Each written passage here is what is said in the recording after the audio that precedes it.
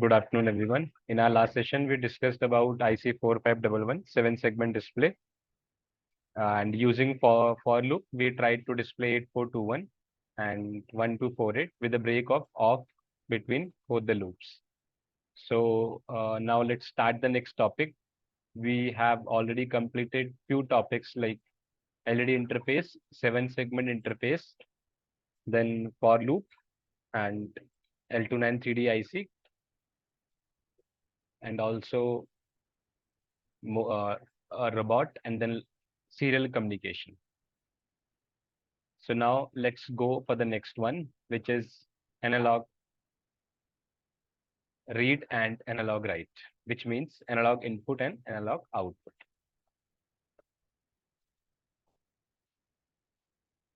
Analog input, output. So whenever we talk about analog input and output, I have given you a few examples when we discussed the theory part of this, that digital signals are always 0, 1, which means either 0 volt or 5 volt. Whereas when we talk about analog signals are ranging from 0 volt to 5 volt, which means it can be any value between 0 volt to 5 volt. So suppose if you want to change the intensity of your LED, or you want to change the speed of the motor, we can use analog output. Suppose if you have to either turn on or turn off the motor, which is called digital output. If we have to turn on or turn off the LED simply, which is also known as digital output, and for that we use a command digital write. But whenever we talk about analog output, that means we have to give the variable output, which may range from 0 volt to 5 volt, right? So digital write command was very simple. It was digital write and variable, comma, either high or low. So whenever we talk about high or low, which that means we are talking about 0 volt or 5 volt, logic 1 or 0. So here we have a command analog write. Okay, the command is almost same. Just we need to replace the digital with analog, and then a variable. But in this case, we cannot write the high or low. Actually, we have to write the voltage between 0 to 5 volt. But it's very difficult for controller to understand the voltage, because it does not know anything about the voltage. It knows about the digital logics 1 0, or a binary language, or a machine language. So the command is value. Now what should be the value? Because if we cannot write the voltage, then how we will be writing the value? For that, we have, first of all, we have 3, 5, 6, 9, 10, and 11. These pins are analog output pins. Total, we have 6 pins which we use for analog output: 3, 5, 6, 9, 10, and 11, right? Now, the resolution of these pins are 8-bit. 8-bit mean 2's to the power 8, which is equals to 256, which may range from 0 to 255. So now it is very simple. If you want to write 0 volt, you have to write 0. Or let's understand this way. If you write 0, which means we are writing 0 volt, and if we writing 2445, which means 5 volt. Okay. Now just half the value, which means 128 approximate, and accordingly we will be writing the value voltage, which is 2.5 volt. And now if I half it again, 64, then 1.25 volt approx. So according to the resolution and these values, we can write the voltage. So what I said, we cannot directly write the voltages. For that, we have a resolution of 8-bit, and according to that, we can write the voltages. So if we write 0, it's writing 0 volt. If we write 255, it's writing 5 volt. 128 is 1.25 volt. 64 is 1.255 volt. Now, in the same way, if we are writing 1, that means 5 by 255 voltage we are writing. So I simply calculated this using this. Okay, if 255 is 1, then obviously 1 is 5 divided by 255 volts. So now you can calculate it for any random value. For 10, it must be 5 divided by 255, which is multiplied by 10. So this way you can calculate for all other values starting from 0 to 255.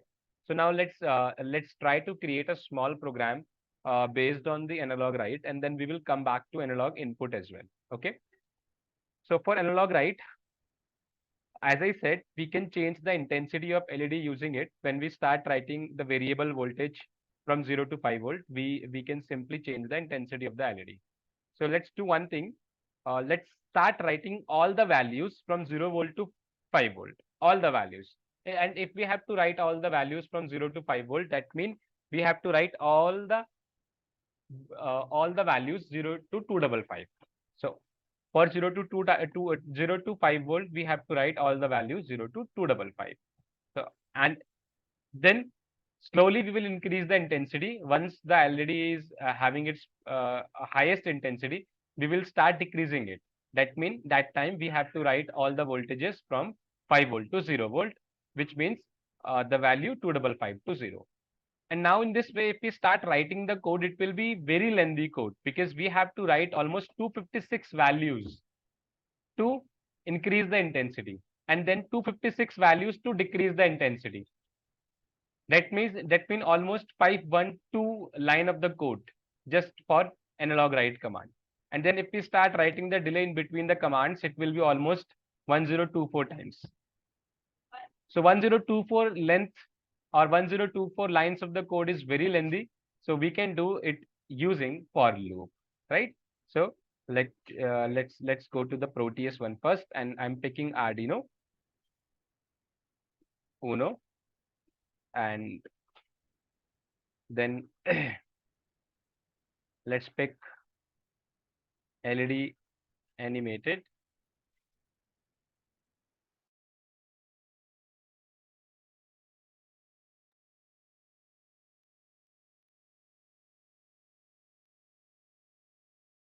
We have pin number 3, 5, 6, 9, 10, 11 as analog write pins. So let's use 11th pin, and then let's connect the ground here.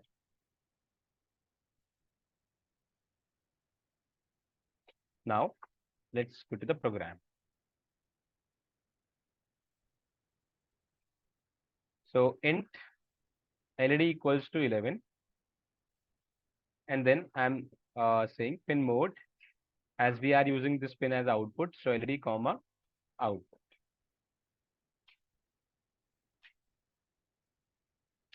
And after this, let's come to the void loop, and here we're starting a for loop. Int I equals to 0, I less than equals to 255, as we have to write all the voltages, mean all the values 0 to 255. So starting a for loop, initializing it with 0 to 255 and I plus plus increment bracket, and then analog write I comma I, sorry, LED comma I.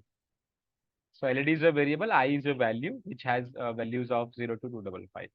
And then also give it a delay, small delay, let's say delay of 10 only. Because if we give the delay of 1000, which means 1 second, it will take 255 seconds to get maximum intensity. 255 seconds is almost your 4 minutes. And let's start another for loop. And this time starting from 255, as we have to decrease the intensity. So I greater than equals to 0 and I minus minus. And analog write LED comma I. So this time we are decreasing the value from 255 to 0 and delay of 10 again. Now let's save the code. TA, and let's go to the folder as well. What was the last code? Last code was PA21. So let's save it with PA22.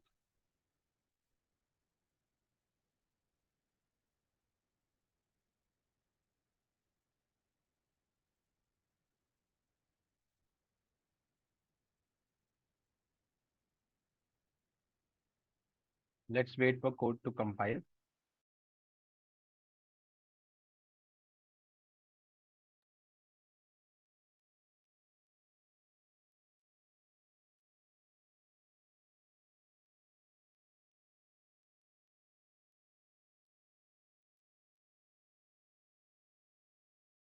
So as a result, what we can see here, actually, it's increasing the intensity and decreasing the intensity, but we cannot see this output clearly in this screen sharing and even in screen option, because we are now dependent upon the resolution and the colors of our screen. So whenever you do this program in the hardware, you can easily identify the LED is increasing the intensity and then suddenly it's decreasing the intensity. So for the result here, what it do for the simulation, it just start blinking. So whenever it's blinking slowly, which means the intensity is low, and whenever it stops blinking, it means the intensity is high. So we have two programs, increasing and decreasing. So it is doing both the things both the things one by one, right? We can, if we want to monitor this thing, we can do one more thing here. Let's delete the LED here. If you want to see the exact output, I'm connecting one L29 3D IC.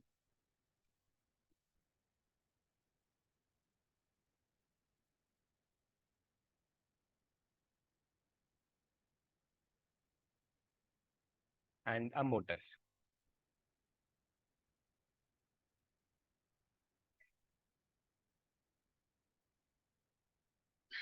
Now let's connect L29 3D IC and a motor.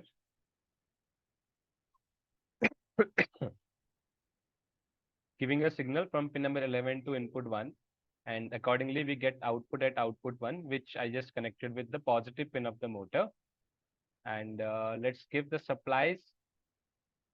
Two supply we have to give, basically one 12-volt for motor and another one 5-volt for the IC. So this is by default 5-volt, which we connected here at pin number 16. We not need to change it. And let's connect enable 1 with this, and then a ground here. Okay, I guess it's a mistake. It's plus 12-volt. Now it's done.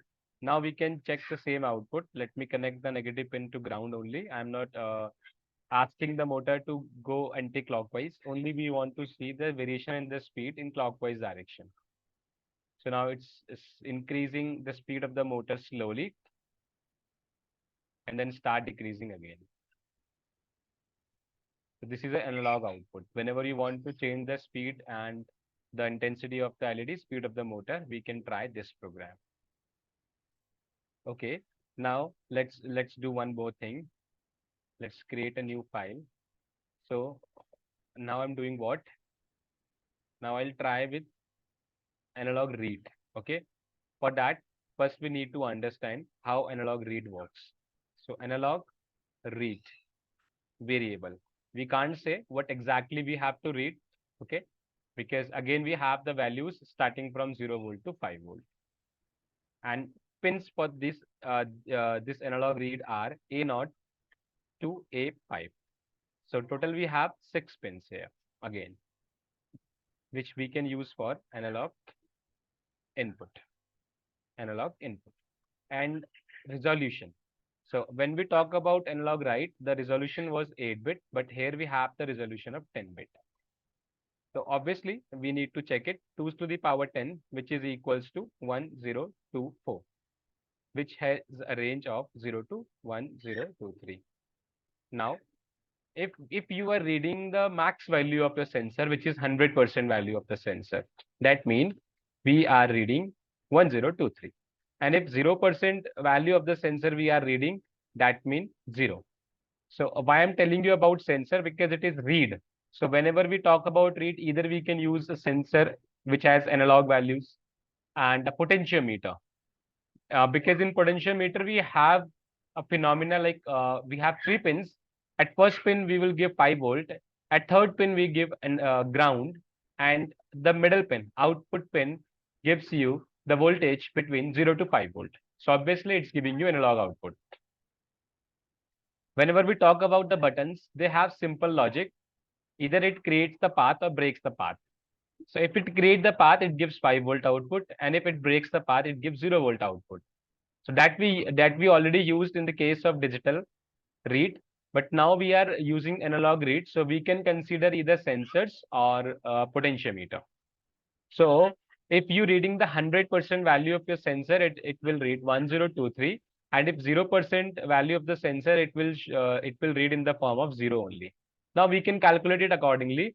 Like for 50%, it must be 512, and for 25%, it must be 255, and for 1%, it must be 1023 divided by 100, which is equals to 10.23. Now, what kind of sensors we can connect here? Like temperature sensor, pressure sensor, moisture sensor, volume sensor, vibration sensor. So almost all the sensors which gives you analog output. And how they give analog output? Because whatever they read, those are analog quantities or continuous quantities, which changes with every instance of time. And we can consider them as analog quantities. So to read them, we have analog read A0 to A5 6 pins. Okay, so now let's go back to this. And here I'm trying what? Let's connect one potentiometer. So for the keyword for the potentiometer is simply pot, but we don't have to pick this pot. We will be picking this pot HG. So you can type pot HG as well. Pot HG is basically animated one, which means we can change the values of this potentiometer. If you use normal pot, you can't vary this like this, what I'm doing here. Okay, now let's connect the power symbol here and a ground here. And this is for output pin. So we connected it with A0. So A0 is going to read all the signals received from this potentiometer. And here I'm just connecting one LED again.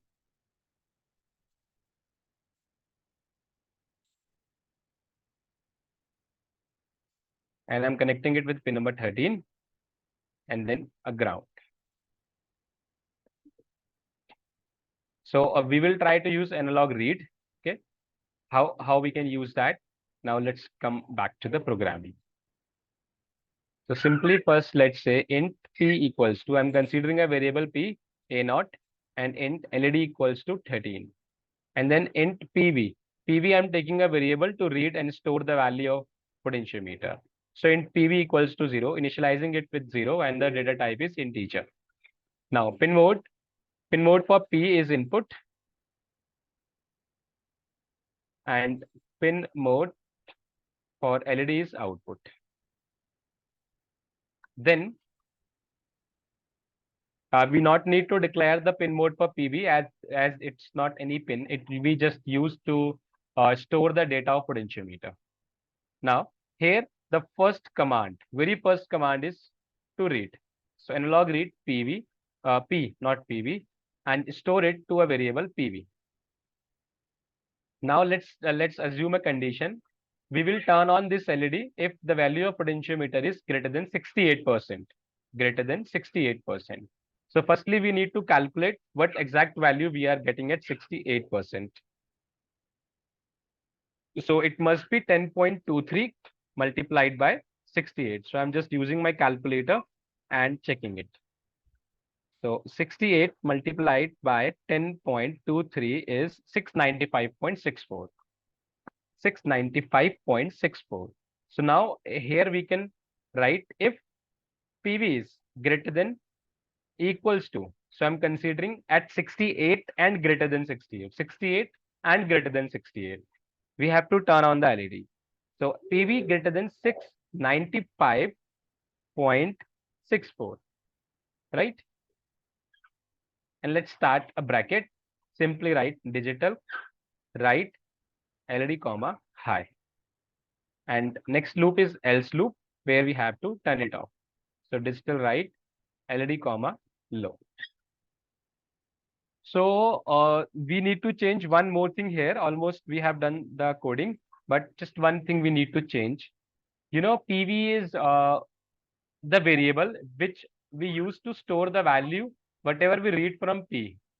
And P is your potentiometer, which has a range of 0 to 100%, means 0 to 1023. So obviously it may also read some decimal values, whereas we are defining this PV as integer data type. So it will not save the exact value. It will store the approximate value and remove the decimal part. So if we use the data type float here, it will check the exact data. Now let's save the code.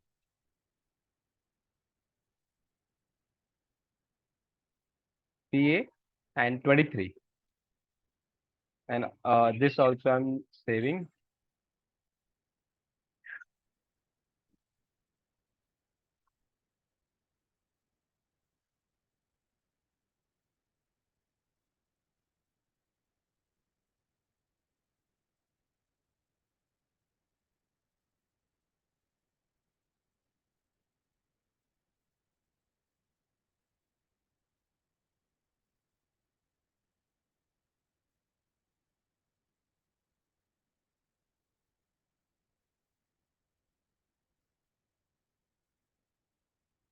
So currently the value of sensor is 28% and the LED is off. Let's start increasing it. You can increase in this way as well, or otherwise you have a plus option here. So currently it's 59, right? Now I'm changing it 66, 66, 67, 68. So at 68 and greater than 68, the LED is on. And let me reduce it again. 69, 68, 67, and it's off. Correct?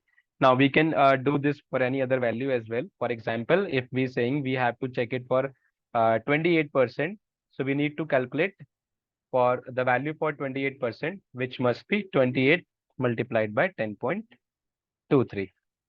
So it's 286.44. Let's change here. How I'm doing this? Let me tell you. At 1% it is 10.23. So obviously at 68% it will be 10.23 multiplied by 68. And for 28 it must be 10.23 and multiplied by 68. Right? Now let's come here and change the value. I just calculated it and it's 286.44. 286.44. Now compile it and let's check the code.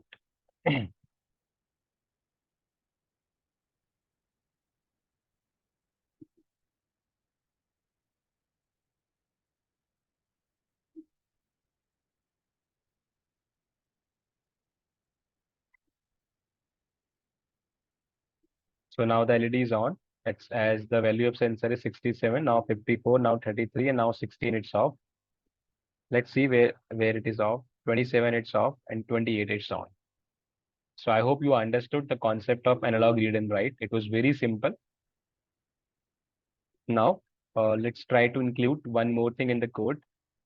Suppose we have to display all the values whenever we changing what analog pin is getting, what it's reading, we have to display all the values. So for that, I'm using one virtual terminal, serial communication, right? So let's use virtual terminal. Whenever we go for the projects, almost every time we use this serial communication because it has the capability to print your data. And we do not know, like once we write the code, everything is fine from our side, but still we find that code is not working or might be the hardware is not working. So how we can troubleshoot? We have to always start writing the data on a serial monitor so that we can identify the errors. Sometimes it may happen that your sensor is not working, it's not giving you the data, and you are thinking that the output side motor is not working or the output side LED is fused. So it may sometime happen. So we have, if we start reading the data, we can check if sensor is absolutely fine. Sensor is giving the data. That means either our code has the problem or the output side hardware has the problem. So that is why I suggest to use serial monitor whenever we go for the product or the projects. Once it is done, once everything starts working smoothly, you can remove the parts. Okay. So let's use transmitter and receiver of terminal because it is going to transmit and it is going to receive. Now, whatever we read from the analog pins, we are going to display those on the serial monitor. How to do? First, write here serial dot begin.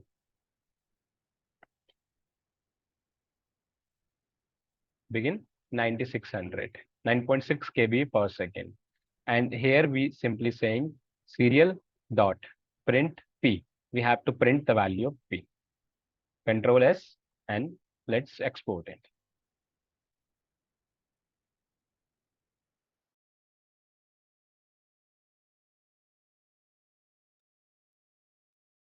Now let's play. So it's printing the data continuously. If I change, the value is changed there as well, but we can't exactly monitor it because of the speed. So I'm writing delay of 100 for any new value or delay of 1000 for any new value. But if we mention the delay here and you change the value of sensor or the potentiometer, it will take 1 second to give you the output for that condition because the delay is there. Understood? Suppose if I currently what's happening, if I'm changing it, instantly it's giving you the output. At 27, the LED is off, and at 28, the LED is off. Instantly it's giving you because there is no delay. And if we just give me a second, guys, give me a second. Someone is at my door.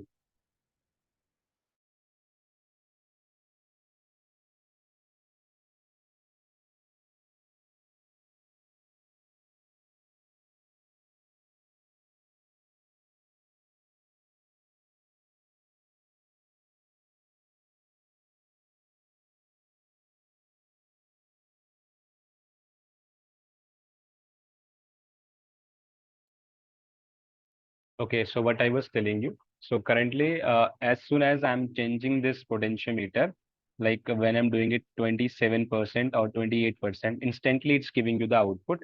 But if we put the delay, and why we want to put the delay? Because it's printing the data and we can't exactly monitor it what it is giving. So we have to put the delay. And if we put the delay, it will give you the output after 1 sec. It will give you the output after 1 sec. Okay. Now let's compile it.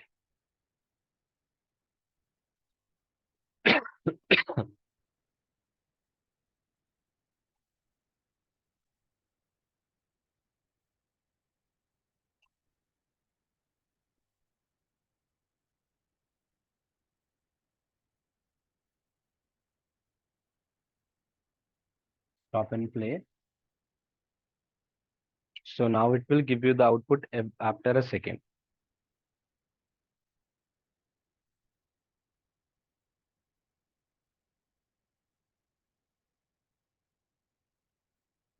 If I change it, are we getting the new value? Let's see.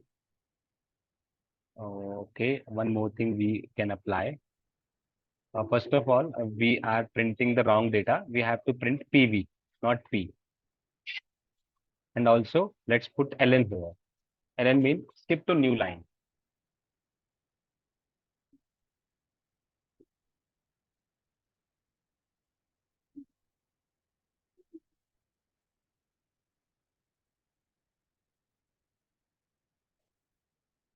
And then play.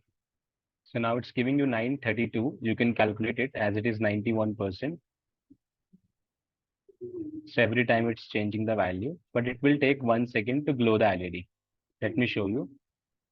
29, 28, 27. Okay, at 27 it must be off, but it's not. Yeah, now it's turned off. If I make it 28, you will have to wait for a second to get the new result. Got it? Okay, fine. We can do one more thing. See, this value we know because we are technical ones. But if suppose we are showing someone that this is a value from the sensor, he wouldn't understand what exactly this value is. But yes, if we can display in this way, 28% or 5% or 3% of the sensor value, he can understand, right? So how we can do that? For that, we will have to map the values. How to map? Simply we have a command map PV. What to map? PV. And if the value is 0, and if the value is 203, 1023, map it to 0 to 100. So what I simply said, we have to map the value of PV. If it is 0, map to 0. If it is 1023, map to 100. That means you not need to calculate. So earlier you was calculating all these things. Now you not need to calculate it because you have mapped it. So for 0 to 1023, it will automatically map it from 0 to 100, right? Now let's export it. But one thing we missed here, after mapping, where to save this data? Either you can take a new variable like I'm taking PVV, but if I take a new variable, we need to declare it, right? Or otherwise we can do what? Let's store it in the same variable again. Map and store this in the same variable. So now let's export it.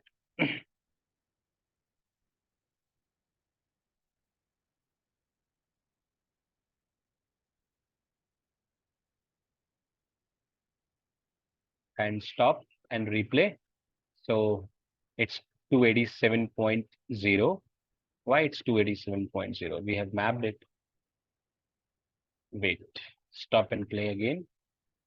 No. Is there any mistake from our end? Yes, because we are printing before mapping. We have to print after mapping the data. So it was mapping the old data, which it was reading from analog read. Now it will read the value from 0 to 100% exactly.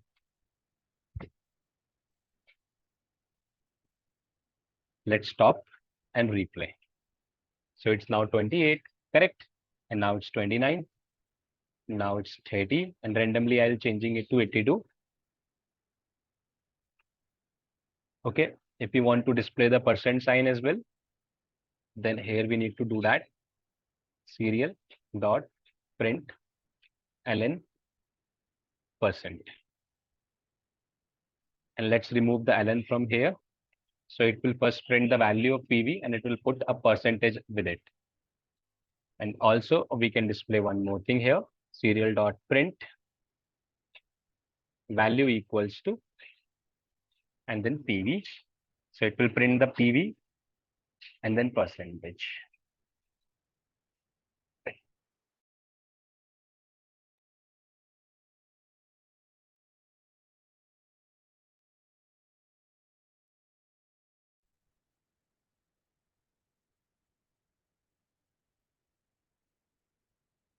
Right? So value equals to 82%. And now if I change it to 34, it's 34%. I hope the topic is clear to you. Now we have a lot of things using the same topic and we will be doing those things in the next session. That's it for the day. If you have any questions or doubts, you can ask me. Okay, no doubts. Thank you. Then see you in the next session. Bye-bye.